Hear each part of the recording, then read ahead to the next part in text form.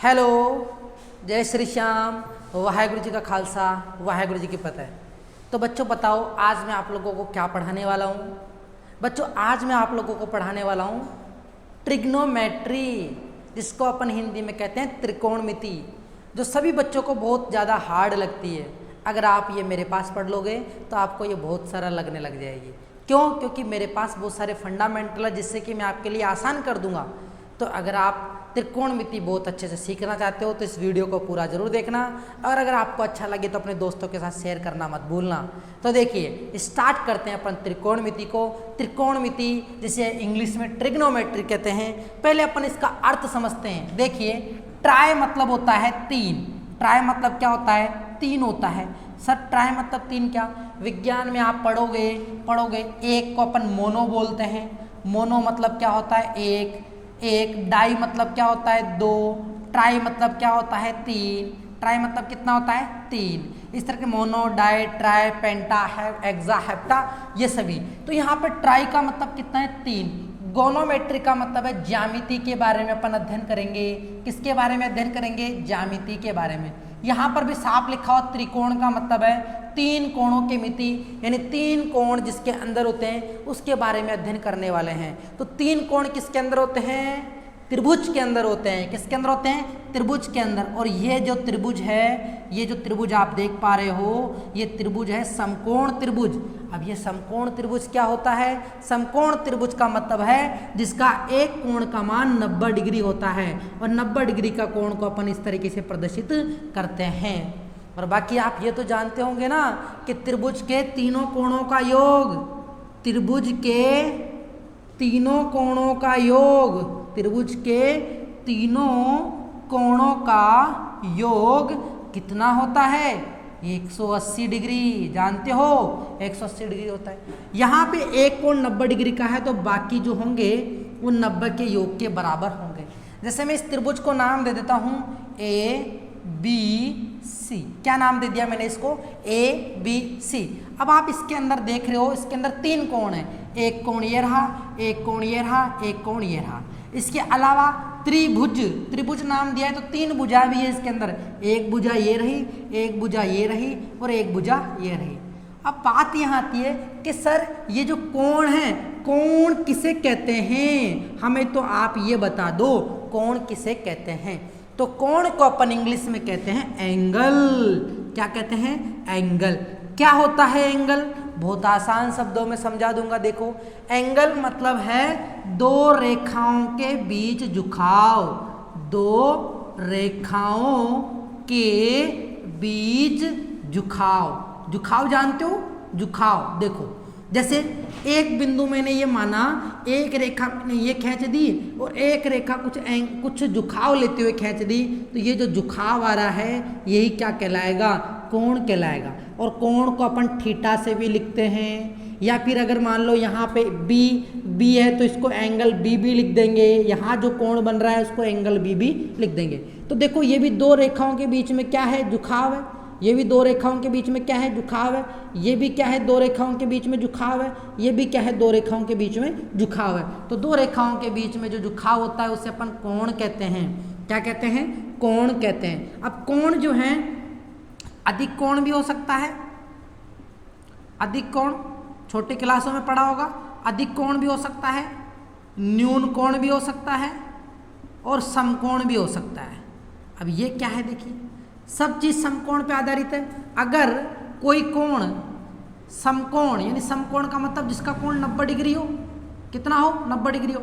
अगर कोई कोण 90 डिग्री से कम है, जैसे कि 90 डिग्री का कोण ये, और अगर इससे कम है तो ये न्यून कोण कहलाएगा, और अगर इससे ज़्यादा है, 90 डिग्री से ज़्यादा है, तो ये वाला कोण क्या कहलाएगा? अधिक कोण कहलाएगा। ये बात तो आप जानते होंगे। और कोण के बारे में भी आप जान गए कि दो रेखाओं के बीच में झुकाव को अपन क्या कहते हैं? कोण कहते हैं। और कोण, अधिक कोण जो होगा वो 90 डिग्री से ज़्यादा होगा, ठीक है, और न्यून कोण जो होगा वो 90 डिग्री से कम होगा, और समकोण का मतलब होगा 90 डिग्री का कोण बन रहा है। कोण के बारे में जान गए यहाँ पर। और कोण कभी भी एक भुजा से नहीं बनता। अगर एक भुजा ये रही और एक भुजा इसी बिंदु से इससे जा रही है तो ये 180 डिग्री का कोण बनता है। कितने डिग्री का कोण बनता है? 180 डिग्री का, और 180 डिग्री के कोण को अपन सरल रेखीय कोण बोलते हैं, सरल रेखा का कोण बोलते हैं। क्लियर हुई मेरी बातें। अब देखो अपन तो त्रिकोणमिति पढ़ने वाले हैं, तो त्रिकोणमिति में क्या क्या पढ़ेंगे, तो त्रिकोणमिति में आप लोगों को बताते हैं, अरे इसमें तो आने वाले हैं बहुत खतरनाक खतरनाक sign, cos, tan, cot, sec, cosec, ये आने वाले हैं। अरे ये कोई कुछ भी नहीं है, ये केवल नाम दे दिए गए, क्या नाम दे दिए गए, ठीक है। जैसे दो बच्चे हैं, दो बच्चे एक साथ पैदा होते हैं तो उसे जुड़वा भाई बोलते हैं, जुड़वा भाई बोलते हैं। ऐसे यहाँ पर दो भुजाओं का जो अनुपात रहेगा उसे अपन साइन नाम दे देंगे, और दो भुजा अलग दो भुजा का अनुपात रहेगा उसे कोस नाम दे देंगे। इस तरीके से अपन इनको नाम देने वाले हैं, ठीक है। तो आपने देखा कि यहाँ हम सबसे पहले ये जानेंगे कि कोण के हिसाब से इन भुजाओं का नाम क्या होगा। तो देखो अगर मैं आपसे कहूं कि यहाँ पर थीटा कोण है, कितना कोण है, थीटा कोण है, थीटा कोण के सामने वाली भुजा, सामने वाली खिड़की में कौन रहती है, यहां रहता है लंब। कौन रहता है, लड़के मत समझ लेना, थीटा के सामने वाली भुजा जो होती है उसे अपन कहते हैं लंब। क्या कहते हैं, लंब। अगर थीटा आपने ये वाला माना है तो इसके सामने वाली भुजा क्या कहलाएगी, ये खड़ी वाली जो रेखा है ना, ये क्या कहलाएगी, लंब कहलाएगी। क्लियर हुई मेरी बात। और इसके साथ में, इस कोण के साथ में जुड़ी हुई जो ये रेखा है ये कहलाएगी आधार। क्या कहलाएगी, आधार। और ये त्रिभुज की सबसे बड़ी भुजा है, ये त्रिभुज की क्या है, सबसे बड़ी भुजा। इस भुजा को अपन बोलेंगे कर्ण। क्या बोलेंगे, कर्ण। कर्ण था ना महाभारत में, 5 पांडवों से बड़ा था वो कर्ण। तो यहाँ पर भी सबसे बड़ी भुजा त्रिभुज की क्या है, कर्ण है। क्या है, कर्ण है। क्लियर हुई, आपको पता लग गया। चलो अब आपको मैं छोटा सा टास्क देता हूँ। चलो इसमें बताओ, इसमें बताओ कि अगर मान लो कोण यहाँ हो थीटा, तो लंब क्या होगा, कर्ण क्या होगा और आधार क्या होगा। तो यहाँ पे आपने थीटा लगाया और यहाँ पे थीटा के सामने ये वाली भुजा, तो थीटा के सामने वाली भुजा कौन सी, ये वाली, तो ये क्या कहलाएगी, लंब कहलाएगी। समझ गए। और ये क्या कहलाएगी, आधार, और ये क्या कहलाएगा, कर्ण कहलाएगा।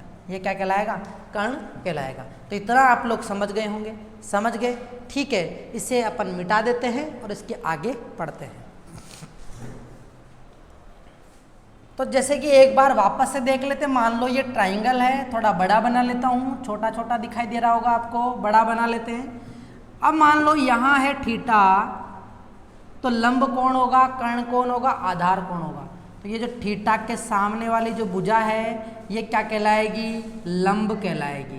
क्या कहलाएगी, लंब। और थीटा के साथ में जुड़ी हुई ये क्या कहलाएगी, ये लंब है, तो ये कहलाएगा आधार। क्या कहलाएगा, आधार। यानी थीटा के संलग्न भुजा को अपन आधार बोलते हैं, और ये जो बड़ी भुजा है इसे अपन क्या बोलते हैं, कर्ण बोलते हैं। क्या बोलते हैं, कर्ण बोलते हैं। क्लियर हो गया। ये तो 90 डिग्री का एंगल है ही, लंब पता चल गया, कर्ण पता चल गया, आधार पता चल गया, ठीक है। यानी आधार का मतलब होता है जिसके ऊपर टिका हुआ है, टिका हुआ। अब त्रिकोणमिति का उपयोग कहाँ कहाँ कर सकते हैं, त्रिकोणमिति का उपयोग, अरे त्रिकोणमिति का उपयोग जैसे कि मान लीजिए आपको कुतुब मीनार की ऊंचाई याद करनी है। अब कुतुब मीनार की ऊंचाई कैसे ज्ञात करेंगे, वहाँ पर अपन क्या करेंगे, थोड़ी सी दूर पे एक टेलीस्कोप नाम का यंत्र आता है, या फिर अपन कह सकते हैं थियोडाइट, इंजीनियर के पास में एक यंत्र होता है थियोडोलाइट, उसको रख के वो उसकी चोटी को देखता है और उसमें जो एंगल बनता है उसको पता लग जाता है। और बाकी कुतुब मीनार से वो जो खड़ा है, जहाँ पर उसने यंत्र रखा है, उसकी बीच की दूरी को वो फीते से नाप लेता है और उसके आधार पर वो ऊंचाई निकाल लेता है। कैसे निकालता है अभी आप लोगों को समझ में आ जाएगा, आप भी बहुत आसानी से ऊंचाई निकाल सकते हो। पानी की टंकी जो रखी हुई है मकान के ऊपर उसकी निकाल सकते हो, सब चीज़ें निकाल सकते हो। लेकिन अब उपयोग आपको पता लग गया ऊंचाई ज्ञात करने के लिए, और इंजीनियरिंग पर्पज में त्रिकोणमिति का बहुत ज़्यादा उपयोग होता है। क्लियर हुई मेरी बात। अब देखो यहाँ पे एक पाइथागोरस नाम का वैज्ञानिक था, पाइथागोरस नाम का एक वैज्ञानिक था। उस पाइथागोरस ने प्रमेय दी। क्या दी, प्रमेय।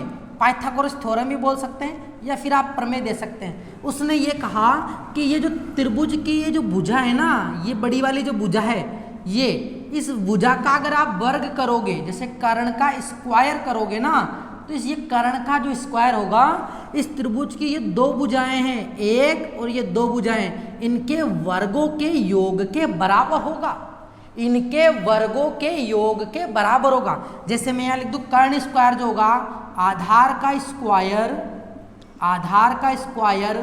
प्लस लंब का स्क्वायर होगा, आधार का स्क्वायर प्लस लंब का स्क्वायर होगा। कर्ण का सूत्र दोबारा याद कर लेना, कर्ण स्क्वायर बराबर होगा आधार का स्क्वायर प्लस लंब का स्क्वायर। एक एग्जांपल ले लेता हूं, मान लो लंब है हमारे पास 2 सेंटीमीटर, कितना है 2 सेंटीमीटर मान लीजिए, 3 मान लेते हैं, ओके 3 मान लेते हैं, 3 सेंटीमीटर यह है और आधार हमारे पास 5 सेंटीमीटर। तो बताओ कर्ण कितना आएगा। तो आप क्या करोगे कि सर हम सूत्र जानते हैं, आधार कितना दिया है 5, तो 5 का वर्ग कर देंगे, और लंब कितना दिया हुआ है 3, तो 3 का वर्ग कर देंगे। 5 का वर्ग सर 25 होता है और 3 का वर्ग 9 होता है, ठीक है 3 का वर्ग 9 होता है। 25 और 9 कितने होते हैं, अगर मान लो, चलो ये कैलकुलेशन क्या रूट में आएगी, मैं आप लोगों को कैलकुलेशन नहीं सिखा रहा, मैं आपको केवल तरीका बता रहा हूँ। तो अपन 4 मान लेते हैं, क्या मान लेते हैं यहाँ पे 4 सेंटीमीटर, कोई दिक्कत थोड़ी है, 4 मान लेते हैं क्योंकि उसमें अभी वर्गमूल लेने में आसानी हो जाएगी। तो 4 का स्क्वायर क्या होगा 16, 3 का स्क्वायर 9, 16 और 9 कितने होंगे 25, 16 और 9 कितने होंगे 25, ठीक है। अब आपको कर्ण चाहिए, कर्ण का स्क्वायर थोड़ी चाहिए, इस स्क्वायर को उठाने के लिए अपन इसके ऊपर झोपड़ी पहना देते हैं, ये झोपड़ी। अब आपको पता है कि झोपड़ी वर्गमूल का चिन्ह है, और वर्गमूल का मतलब होता है किसी भी संख्या पर 1/2 घात का होना। तो ये क्या करती है, झोपड़ी इस स्क्वायर को काट देती है। इसके ऊपर भी आपने झोपड़ी लगा दी, यानी 25 का वर्गमूल लेंगे, और 25 का वर्गमूल कितना होता है 5। तो इसका मतलब कर्ण का मान कितना आ गया 5 आ गया, इसका मतलब कर्ण का मान कितना आ गया 5 आ गया। समझ गए होंगे, समझ गए, कर्ण स्क्वायर सूत्र आ गया। मान लो अगर आपको कर्ण दिया हुआ हो और आधार दिया और लंब दिया हुआ नहीं हो, तो आप क्या करोगे, कर्ण स्क्वायर में से आधार स्क्वायर को इधर भेजेंगे, तो प्लस का चिन्ह इधर जाके माइनस का हो जाएगा, कर्ण इधर जाके माइनस का हो जाएगा, तो यहाँ पे क्या आ जाएगा लंब का स्क्वायर, यानी कर्ण स्क्वायर माइनस आधार स्क्वायर बराबर क्या होगा लंब स्क्वायर होगा। ठीक है, माइनस करते हैं इसको, क्या करते हैं माइनस करते हैं। तो कर्ण का मान आ गया हमारे पास 5, यूनिट नहीं लिखी, यूनिट लिखना बहुत जरूरी है, 5 सेंटीमीटर आंसर आ जाएगा ये। अब देखो आपको पता भी लग गया, ये 3 है, ये 4 है और ये क्या है 5, तो कर्ण तीनों में सबसे बड़ी भुजा हुई ना, हो गई।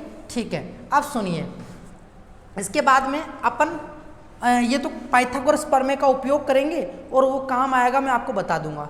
अब अपन शॉर्ट तरीके में ना कर्ण को क्या लिखेंगे, आधार को क्या लिखेंगे, लंब को क्या लिखेंगे, ये मैं आप लोगों को बता देता हूँ। ठीक है, कर्ण को अपन लिखेंगे के, कर्ण को क्या लिखेंगे के, भाई इंग्लिश में, क्योंकि याद करने के लिए मैं आपको इसके बता रहा हूँ। कर्ण को अपन क्या लिखेंगे के लिखेंगे, कर्ण को अपन लिखेंगे के, लंब को अपन लिखेंगे शॉर्ट में एल, आधार को लिखेंगे अपन शॉर्ट में ए, क्या लिखेंगे ए लिखेंगे, कोई दिक्कत नहीं होनी चाहिए आप लोगों को। अब सुनिए, दो भुजाओं का जो अनुपात होगा, दो भुजाओं का अनुपात, यानी ये त्रिभुज है हमारे सामने, इस त्रिभुज में मैंने मान लिया कि ये आधार है, ये कर्ण है और ये लंब है। क्लियर हो मेरी बात? तो यहाँ इसके 6 अनुपात हो सकते हैं, कितने 6, 2 इस भुजा का, 2 इस भुजा का, 2 इस, अल्टरनेट करते हो कितने अनुपात बनेंगे 6 अनुपात बनेंगे। कितने अनुपात बनेंगे 6 अनुपात। तो मैं एक ट्रिक बना लेता हूँ, क्या बना लेता हूँ एक ट्रिक, क्या बना लेता हूँ मैं एक ट्रिक बना लेता हूँ, ट्रिक बना लेता हूँ एल यानी लंब बटा कर्ण, आधार बटा कर्ण और लंब बटा आधार। तो इसको बोलेंगे तो क्या बोलेंगे लाल बटा कक्का, क्या बन गई ट्रिक लाल बटा कक्का, लाल बटा कक्का। ये कुछ नहीं है, ये मैं आपको भी बता दूंगा ये लाल बटा कक्का लिखा क्यों है, ऐसा लिखा क्यों, इसको समझना। देखो पहले क्या होता था, पहले के वैज्ञानिक जो दो भुजा का अनुपात होता था, जैसे मान लीजिए मैंने ले लिया लंब और कर्ण, ये दो भुजाएं, एक ये वाली भुजा और ये एक ये वाली भुजा, इनका जो अनुपात है जैसे कि लंब बटा कर्ण, अनुपात का मतलब भाग देना ही होता है, तो लंब ये रहा और कर्ण ये रहा। लंब और कर्ण का जो अनुपात है, लंब और कर्ण का जो अनुपात है, उसको पहले वैज्ञानिक हिंदी में तो बोलते थे जया, क्या बोलते थे जया। लेकिन बाद में जाके इसको क्या बोलने लगे, साइन। क्या बोलने लगे, साइन। आप तो इतना से ध्यान रखो, साइन। अगर ये कोण थीटा है तो मैं यहाँ पे क्या लिख दूँ, थीटा। तो साइन थीटा बराबर क्या हो गया, लंब बटा कर्ण। क्या हो गया, लंब बटा कर्ण। उसके बाद में यहाँ पर अपन लिखेंगे कोस थीटा। कोस थीटा का मतलब हो जाएगा ये जो आधार वाली भुजा है और ये जो कर्ण वाली भुजा है, इनका अनुपात। आधार वाली भुजा और कर्ण वाली भुजा का अनुपात, आधार बटा कर्ण भुजा वाली, उनको क्या बोलेंगे अपन, कोस थीटा बोलेंगे। क्या बोलेंगे, कोस थीटा बोलेंगे। क्लियर है मेरी बात। अब टेन थीटा आता है, क्या आता है, टेन थीटा। टेन थीटा का मतलब है कि ये लंब, अब बची कौन सी, आधार, यानी ये भुजा का जो अनुपात रहेगा, यानी लंब और आधार वाली जो भुजा का अनुपात रहेगा वो क्या कहलाएगा, टेन थीटा कहलाएगा। तो हमारे पास तीन अनुपात तो आ गए, त्रिकोणमिति के अनुपात बोलते हैं इनको, ये त्रिकोणमिति के अनुपात है, क्योंकि त्रिकोणमिति के लंब और कर्ण का अनुपात साइन थीटा, आधार और कर्ण का अनुपात कोस थीटा, लंब और आधार का अनुपात टेन थीटा। अब चलिए आगे चलते हैं। टेन के बाद में देखो, अगर मैं इसके जस्ट आगे लिखूं, साइन का जो उल्टा होता है ना, साइन का जो उल्टा होता है वो होता है कोसेक थीटा। क्या होता है, कोसेक थीटा। कोस का जो उल्टा होता है ना, उल्टा, वो क्या होता है, सेक थीटा। टेन का जो उल्टा होता है ना, वो क्या होता है, कोट थीटा। सॉरी, क्या होता है, कोट थीटा। उल्टा होने का मतलब है अब ये अनुपात बदल जाएंगे। साइन का अनुपात लंब बटा कर्ण था, तो कोसेक थीटा बराबर हो जाएगा कर्ण बटा लंब। ठीक है। कोस थीटा का अनुपात आधार बटा कर्ण था, तो कोस का उल्टा सेक थीटा, तो उल्टा मतलब के बटा ए, यानी कर्ण बटा आधार। टेन थीटा बराबर लंब बटा आधार है, इसका उल्टा क्या हो जाएगा, आधार बटा लंब। आधार बटा लंब, यानी कितने अनुपात बन गए हमारे पास में, 6। 1 2 3 4 5 6। नाम देखेंगे, sine theta, cos theta, tan theta, cosec theta, sec theta, oh sorry, इसको अपन इस तरीके से बोलेंगे, sine theta, cos theta, tan theta, cot theta, sec theta, cosec theta. इसकी ट्रिक बना लेते हैं। ट्रिक देखिए, पहला अक्षर क्या है, S C T C S C. तो ट्रिक बना लेंगे अपन इसकी। ट्रिक, क्रम याद करने की ट्रिक है ये, S C T C S C. S C T C S C. S मतलब साइन, सी मतलब कोस, टी मतलब टेन। अब आप सोचोगे सर 3 सी आ रहे हैं, अरे भैया आपने एक बार बोल तो लिया, आपको पता तो अंदाजा तो रह गया। देखो कोसेक बड़ा है ना, कोसेक में अक्षर ज्यादा आ रहे हैं तो लास्ट में आएगा। किस में आएगा, लास्ट में आएगा। क्लियर, कोसेक में अक्षर ज्यादा आ रहे हैं तो लास्ट में आएगा। तो S C T C S C, sine cos tan cot sec cosec. एक बार आप बोल लेना 2-3 बार, sine cos tan cot sec cosec, cot sec cosec. ये सीरियल भाई आपको याद होना चाहिए, sine cos tan cot sec cosec. ये तो मैंने आपको उल्टा सिस्टम बताया, इस वजह से मैंने आपको सामने लिख के बता दिया। अब देखिए, लाल बटा कक्का, पहला लेटर क्या लिखा हुआ, एल, ये रहा एल, ए ये रहा ए, एल ये रहा, तो ये लाल बटा कक्का, और नीचे देखो ये लिखा हुआ है, इसलिए ट्रिक बन गई। तो ये तो पहला तो साइन कहलाएगा, ये कोस कहलाएगा, ये क्या कहलाएगा, टेन। अब मैं एक ट्रिक और बना लेता हूँ यहाँ से, कोट से, क्योंकि लाइन कोट से चलूगी। ए के बटा एल ए एल।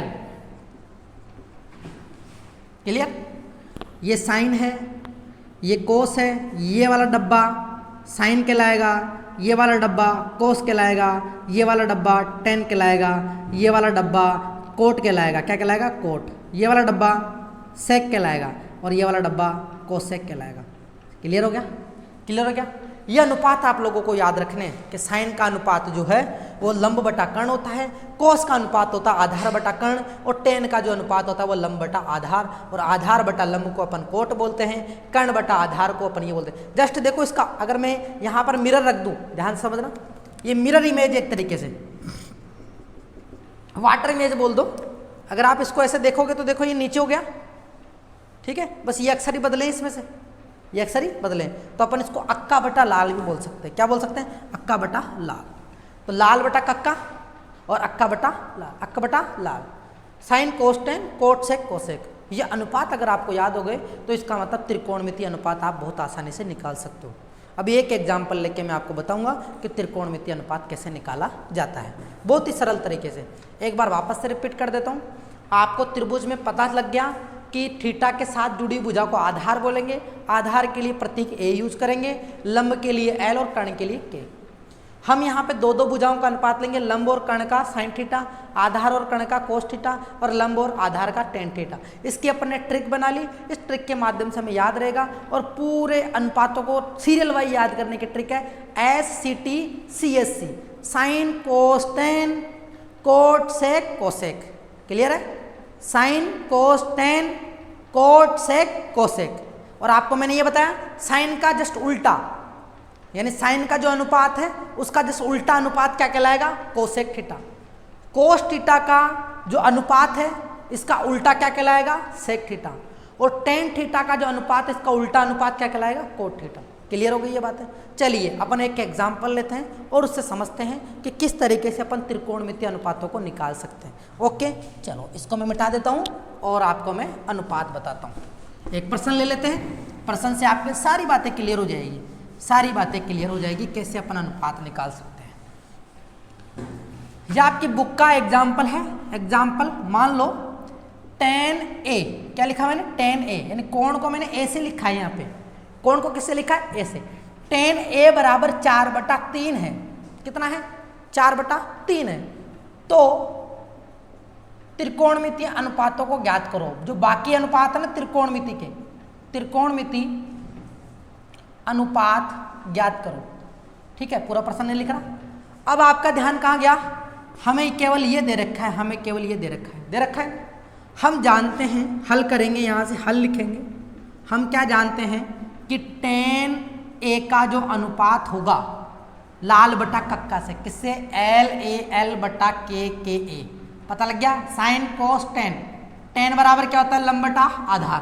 क्या होता है? टेन थीटा बराबर टेन थीटा बोलो। अब यहाँ पे कोण A दे रखा है तो tan A बराबर होता है लंब बटा आधार, लंब बटा आधार। यानी लंब और आधार का जो अनुपात होगा वो tan A कहलाएगा। तो आप बराबर में भी लिखोगे, जब tan A बराबर ये है वो tan A बराबर 4/3 है, तो इसका मतलब ये हो गया L बटा A बराबर भी 4/3 होगा। होगा या नहीं होगा? इसका मतलब आप ये कह सकते हो, ये कह सकते हो कि लंब तो है 4, लंब कितना है? 4 और आधार कितना है? 3। लंब कितना हो गया? ठीक है, लंब हो गया 4 और आधार कितना हो गया? 3, क्योंकि ये अनुपात बराबर आ रहा है। यहाँ से आप कह सकते हो तो ये। लेकिन एक बात ध्यान रखना, ये जो है अगर मैं इसको 1 से मल्टीप्लाई करूंगा तो नीचे भी 1 से मल्टीप्लाई करूंगा, ऊपर 2 से मल्टीप्लाई करूंगा, यहाँ पे भी 2 से। अगर मैं 16/9 करूँ और इसको काटूं तो नहीं, यहाँ पे अपन 4 से मल्टीप्लाई कर रहे हैं भाई, 4 का मल्टीप्लाई 4 से कर रहे हैं, 4 से कर रहे हैं, तो 4 चौक 16, 4 तिया 12, 12 आएगा ना यहाँ पे। तो 4 चौक 16, 4 तिया 12। तो ये अनुपात दे रखा है। इसका मतलब जो त्रिभुज है ना, ये त्रिभुज की भुजा 4 के मल्टीपल में कुछ भी हो सकती है। 4 क्या है यहाँ पे? लंब। ये लंब है ना, मैंने इसको A मान लिया क्योंकि एंगल A है ना, ये इसको A नाम दे दिया, इसको B, इसको C। थीटा नहीं दिया हुआ कहीं पे भी, तो अपन इसको क्या लिख देंगे? A लिख देंगे। क्या लिख देंगे? A। तो ये वाला क्या हो गया? A। अब ध्यान से समझना, ये लंब है क्योंकि थीटा के सामने वाली भुजा लंब है। ये लंब 4 के मल्टीपल में कितना भी हो सकता है, और ये आधार जो है ये 3 के मल्टीपल में कुछ भी हो सकता है। यानी ये भुजा 8 भी हो सकती है, 12 भी हो सकती है, 16 भी हो सकती है, 20 भी हो सकती है। और ये वाली भुजा इसका जस्ट मल्टीपल, अगर ये 12 है तो ये भी 3 गुना होगी, अगर ये 2 गुना है तो ये भी 2 गुना होगी। समझ में आया? इसका मतलब अपन कोई एक धनात्मक प्राकृत संख्या से इसको गुणा कर देते हैं। n क्या है यहाँ पे? n यहाँ पे अपन ने एक धन प्राकृत संख्या मान ली कि आप इससे मल्टीप्लाई कर रहे हो और ये क्या होता जा रहा है? गुना होता जा रहा है। अगर आप इसको 1 से गुणा करोगे तो इसको भी 1 से गुणा करोगे, इसको 2 से गुणा करोगे तो इसको भी 2 से गुणा करोगे, इसको 3 से करोगे तो इसको भी 3 से करोगे। अब मैं 3 गुणा n लिखा हुआ अच्छा नहीं लग रहा तो मैं इसको 3n लिख दूं और इसको 4n लिख दूं। क्लियर? ठीक है, इस तरीके से अपन ने क्या कर दिया, यहाँ पे अपन ने हमने मान लिया कि लंब जो है वो तो हो जाएगा 4 के, लंब कितना हो जाएगा? 4 n लिखा है अपन ने तो n लिख देते, 4n n माना है तो n लिख देते हैं। अगर n मान रहे तो n लिख देते हैं, और कई किताबों में k लिखा हुआ है तो k भी मान सकते हैं। चलो आप कंफ्यूज नहीं हो इसलिए मैं इसको k ही मान लेता हूँ भाई, जो प्राकृत संख्या से मल्टीप्लाई कर रहे हैं उसको क्या मान लेते हैं अपन? k मान लेते हैं। बोलो कोई दिक्कत है क्या? नहीं ना, k मान सकता हूँ ना? अरे n नहीं तो k मान लेते हैं। ठीक है, के हो गया। तो इसका मतलब लंब हमारे पास 4k है और आधार कितना है हमारे पास 3k। अब बताओ क्या आप लोगों को ये वाली भुजा पता है क्या? नहीं ना। और इसको निकालना जरूरी है। बताओ क्यों? क्योंकि त्रिकोणमितीय अनुपात निकालने के लिए हमें तीनों भुजाएं पता होनी चाहिए और तीनों भुजाएं पता नहीं है हमें दो पता है तो हम एक निकाल सकते हैं। हमने पाइथागोरस प्रमेय पढ़ी थी। ये कर्ण है तो कर्ण का स्क्वायर बराबर आधार का स्क्वायर प्लस लंब का स्क्वायर, तो ये कर लेंगे। ठीक है, तो यहाँ पे अपन क्या करेंगे, इधर कर लेता हूं मैं इसको मिटा के। कर्ण का स्क्वायर बराबर होता है आधार का स्क्वायर प्लस लंब का स्क्वायर। आधार कितना है 3k, 3k लिख दो, वर्ग कर दो, प्लस लंब कितना है 4k, 4k का वर्ग कर दो। 3k का स्क्वायर करेंगे तो 9k स्क्वायर, 4k का वर्ग करेंगे तो 16k square, 16k square. k square common लेंगे तो 9 + 16, 9 + 16। ठीक है, ठीक है। 16 और 9 कितने होते हैं 25, तो 25k स्क्वायर, 25k स्क्वायर। हमें क्या करना है, हमें तो कर्ण ही निकालना है। तो मैंने आपको बताया था अभी थोड़ी देर पहले, स्क्वायर को उठाने के लिए वर्गमूल का चिन्ह लगा देंगे। वर्गमूल मतलब झोपड़ी पहना देंगे इसको। ठीक है, तो ये कर्ण, इसके ऊपर भी वर्गमूल लग गया। वर्ग स्क्वायर से वर्गमूल से स्क्वायर हट गया।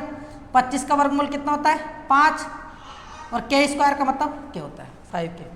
क्या होता है 5k। ठीक है, तो कर्ण बराबर क्या होगा 5k। कर्ण का मान कितना आ गया 5k। कर्ण का मान हमारे पास आ गया 5k। कर्ण का मान कितना आ गया 5k। तो हमें त्रिभुज की तीनों भुजाएं पता लग गई।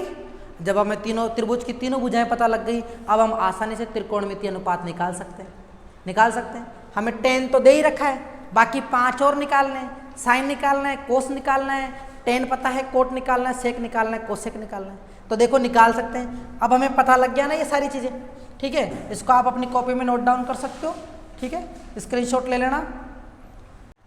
ठीक है, तो हमने कर्ण निकाल लिया, तीनों भुजाएं में पता लग गई। अब हम अनुपात निकालेंगे। पहला अनुपात होगा sin a, दूसरा अनुपात अपन निकालेंगे cos a, तीसरा अनुपात तो हमें दे रखा है ना tan a, तीसरा अनुपात हमें दे रखा है। अब जस्ट अगर आपने ये अनुपात निकाल लिए तो cos, जैसे मान लो आपको कोसेक a निकालना है तो कोसेक a जो होगा 1/sin a होगा। ठीक है, और अगर आपको सेक a निकालना है तो वो किसका उल्टा होता है कोस का, तो 1/cos a होगा। इसके अलावा आपको अगर कोट a निकालना है तो वो 1/tan a होगा, tan a होगा। चलो सबसे पहले अपन sin a हम जानते हैं लाल बटा कक्का से। किससे, ये साइड में लिख लो आप, लाल बटा कक्का लिख लिया। लंब बटा कर्ण, लंब बटा कर्ण। लंब कितना है 4k, यहाँ पे 4k लिखेंगे। कर्ण कितना है 5k, यहाँ पर 5k लिखेंगे। कैसे k कट जाएगा, क्या बचा 4/5। आ गया अनुपात, आ गया। जब आपको साइन का अनुपात पता चल गया तो कोसेक का अनुपात भी आप लिख दो। 1/sin a का अनुपात कितना है 4/5। ऊपर जाके कितना हो जाएगा 5/4, यानी जस्ट उल्टा करना होता है। cos a का अनुपात आधार बटा कर्ण, आधार बटा कर्ण। आधार कितना है इसमें 3k, आधार कितना है 3k। कर्ण कितना है 5k। कैसे k कट गया 3/5। जब आपको cos a पता लग गया तो sec a तो आसानी से पता लगेगा। उल्टा कर दो, बार बार लिखूंगा थोड़ी, 5/3 लिख दो। अब उल्टा 5/3 आ जाओ। अब tan a का तो आपको पता ही 4/3 है। कितना है 4/3। तो कोट a कितना हो जाएगा, कोट a हो जाएगा 3/4। इस तरीके से अपन ने सारे त्रिकोणमितीय अनुपात निकाल लिए। ठीक है, ये साइन हो गया, कोस हो गया, ये रहा tan, ये कोसेक, ये सेक और ये कोट। इस तरीके से अपन त्रिकोणमितीय अनुपातों को निकाल सकते हैं। तो उम्मीद है आपको ये वीडियो अच्छा लगा होगा। अगर आपको ये अच्छा लगा है तो इसे लाइक करके जाना, अच्छे अच्छे कमेंट डाल के जाना और अपने दोस्तों के साथ शेयर करना। मिलते हैं नेक्स्ट वीडियो में, उसमें अपन टेबल बनाना सीखेंगे। ओके, थैंक यू, जय हिंद, गुड बाय।